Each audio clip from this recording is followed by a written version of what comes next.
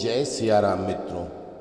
प्रश्नोत्तरी कार्यक्रम में आज शामिल किया गया है एक प्रश्न कि पत्नी को अपने पति का नाम किसी भी परिस्थिति में क्यों नहीं लेना चाहिए। फिर एक पत्नी अपने पति का परिचय कैसे कराएगी, इसका उदाहरण हमें महान ग्रंथ श्री रामचरितमानस में देखना चाहिए। हमारे सभी शास्त्र वैसे ही नहीं कहते कि मर्यादा पुरुषोत्तम श्री राम जी का सदैव अनुकरण करना चाहिए, माता सीता का अनुकरण करना चाहिए। वहीं भगवान श्री कृष्ण का स्मरण करना चाहिए, लेकिन उनका अनुकरण नहीं करना चाहिए। आज का प्रसंग है भगवान श्री राम का अनुज लक्ष्मण और माता सीता के साथ वनगमन का। जब वो लोग वनवासी कपड़ों में नंगे पैर पैदल पैदल वन की तरफ जा रहे हैं, तो रास्ते में जो गांव पड़ते हैं उनसे निकलते हुए जब वो आगे बढ़ते हैं तो उनकी सुंदरता देखकर प्रत्येक गांव के लोग अपने काम छोड़कर उनके पीछे पीछे चलते हैं। देखना चाहते हैं कि कौन है इतने सुंदर दो पुरुष और एक स्त्री, ये कहाँ जा रहे हैं। एक गांव में अत्यधिक थक जाने के कारण एक पेड़ के नीचे बैठकर थोड़ा आराम करते हैं, तो वहीं उस गांव की स्त्रियां माता सीता के पास आती हैं, उनको घेर लेती हैं, उनसे औपचारिक बातचीत करने लगती हैं और माता सीता से पूछती हैं कि हे सुमुखी, ये दोनों सुंदर पुरुष आपके कौन हैं। तो माता सीता भगवान श्री राम का नाम लिए बिना कैसे परिचय देती हैं, यह सुनने योग्य है और स्त्रियों के लिए अनुकरणीय है। आज के जमाने में महिला अपने पति को जिन शब्दों से बुलाती हैं, जिस प्रकार उनके नाम से पुकारती हैं, वो सर्वथा वर्जित है। पति पत्नी एक दूसरे को नाम से नहीं पुकारते, जिससे उनके संबंधों की मधुरता बनी रहती है, एक दूसरे के प्रति सम्मान बना रहता है, प्रेम बना रहता है। तो आइए देखते हैं कि कैसे माता सीता अपने पति का लोगों से परिचय कराती हैं। कोटि मनोज लजावनि हारे, सुमुखी काहू को आही तुम्हारे। सुनी सनेह में मंजुल बानी, सकुची सिय मन महु मुस्कानी। हे सुमुखी, कहो तो अपनी सुंदरता से करोड़ों कामदेवों को लजाने वाले ये तुम्हारे कौन हैं। उनकी ऐसी प्रेममयी सुंदर वाणी सुनकर सीता जी सकुचा गईं, लजा गईं और मन ही मन मुस्कराई। नहीं बिलो की बिलोकति धरनी, दुहु सकोच सकुचती बरबरनी। सकुचि सप्रेम बाल मृग नयनी, बोली मधुर बचन पिक बयनी। उत्तम गौर वर्ण वाली सीता जी उनको देखकर संकोच बस पृथ्वी की ओर देखती हैं। उनको शर्म आती है कि मैं कैसे बताऊं, तो एक बार स्त्रियों की तरफ देखा और फिर धरती की तरफ देखती हैं। वे दोनों ओर से संकोच से सकुचा रही हैं, अर्थात ना बताने में ग्राम की स्त्रियों को दुख होने का संकोच है और बताने में लज्जा शर्म का संकोच है। हिरण के बच्चे के सदृश नेत्रों वाली और कोकिल की सी वाणी वाली, जैसे कोयल की इतनी मीठी आवाज में सीता जी संकोच पूर्वक लेकिन प्रेम सहित मधुर वचन बोली। सहज सुभाय सुभगतन गोरे, नाम लखन लघु देवर मोरे।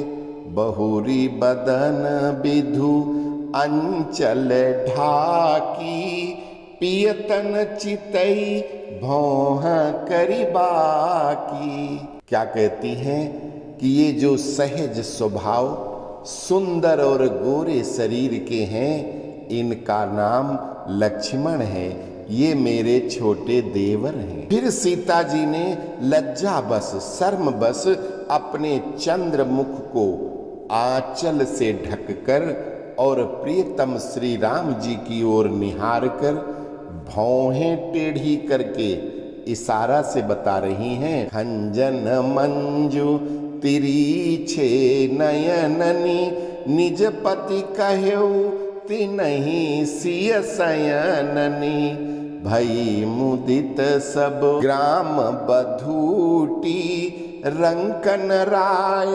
राशि जनु लूटी। खंजन पक्षी के से सुंदर नेत्रों को तिरछा करके सीता जी ने इशारे से उन्हें कहा कि ये राम जी की तरफ आंखों से इशारा करती हैं, नाम नहीं बता रही हैं, आंखों से। आंचल जो साड़ी पहनते हैं तो जो उसका एक आंचल होता है, उस आंचल से अपने मुख को थोड़ा सा ढक लेती हैं। ये शर्म है। जैसे आज भी किसी को कहो कुछ तो अपने मुंह में हाथ लगा के शर्म का एहसास कराती हैं, वैसे ही उन्होंने उस टाइम आंचल से अपने मुंह को ढककर फिर आंखों से इशारा करती हैं कि ये मेरे पति हैं। ये जानकर गांव की सब युवती स्त्रियां इस प्रकार आनंदित हुई मानो कंगालों ने धन की राशियां लूट ली हों। अब देखो यहाँ पर माता ने बता भी दिया, आंखों से इशारा करके बताया कि ये मेरे पति हैं। नाम नहीं लिया, ये नहीं बताया कौन है क्या है, मेरे पति हैं, बस इतना परिचय है।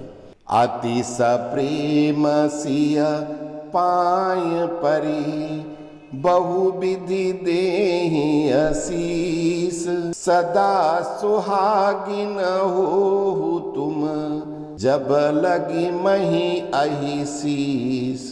अत्यंत प्रेम से सीता जी के पैरों में पड़कर बहुत प्रकार से आशीर्वाद देती हैं, शुभ कामना करती हैं कि जब तक शेष जी के सिर पर पृथ्वी रहे तब तक तुम सदा सुहागिनी बनी रहो।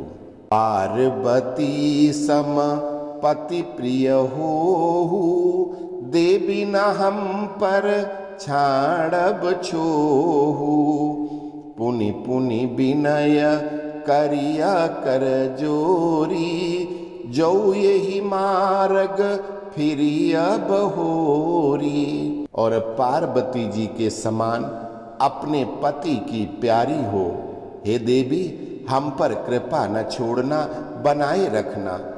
हम बार बार हाथ जोड़कर विनती कर रही हैं, जिसमें आप जब वापस लौटे तो इसी रास्ते से लौटना। दर्शन देव जानी निज दासी लखी सिया सब प्रेम पियासी मधुर बचन कही कही परितोषी जनु कुमुदिनी कौमुदी पोषी।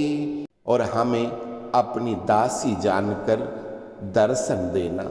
सीता जी ने उन सब को प्रेम की प्यासी देखा और मधुर वचन कह कह कर उनका भली भांति संतोष किया, मानो चांदनी ने कुमुदिनियों को खिलाकर पुष्ट कर दिया हो। तब ही लखन रघुबर रुख जानी पूछो मगु लोगन मृदुबानी सुनत नारी नर भये दुखारी पुलकित गात बिलोचन बारी। उसी समय श्री राम जी का रुख जानकर लक्ष्मण जी ने कोमल वाणी से लोगों से रास्ता पूछा कि भैया हमें वन में जाना है, किधर से जाएंगे। ये सुनते ही स्त्री पुरुष दुखी हो गए, उनके शरीर पुलकित हो गए और नेत्रों में वियोग की संभावना से प्रेम का जल भर आया। मिटा मोदु मन भये मलीने विधि निधि दीन लेत जनु छीने समुझी करम गति धीरज कीन्हा, सोधि सुगम मगु तिन कही दीन्हा। उनका आनंद मिट गया। जब तक वो बैठे हैं तब तक उनका आनंद ले रहे हैं, उनके रूप को निहार रहे हैं, उनसे बातचीत कर रहे हैं। अब जब वो रास्ता पूछ रहे हैं कि बताओ मैं जंगल जाना चाहता हूँ, कौन सा रास्ता है, कैसे जाऊं, तो सब उदास हो गए, मानो विधाता ने दी हुई संपत्ति छीन ली हो। कर्म की गति समझकर उन्होंने धैर्य धारण किया और अच्छी तरह से निर्णय करके सुगम मार्ग बतला दिया। क्या होता है जब गांव में कहीं रास्ता पूछो तो कोई कहेगा इधर को जाओ, कोई कहेगा उधर को जाओ, कोई कहेगा अरे वो रास्ता बड़ा लंबा है इधर से चले जाओ। फिर आपस में बातचीत करते हैं गांव वाले और उसमें से जो सही और शॉर्टकट छोटा रास्ता है वो रास्ता उनको बता दिया। तो आज यहीं तक, इसके आगे अगले भाग में। जय सिया राम।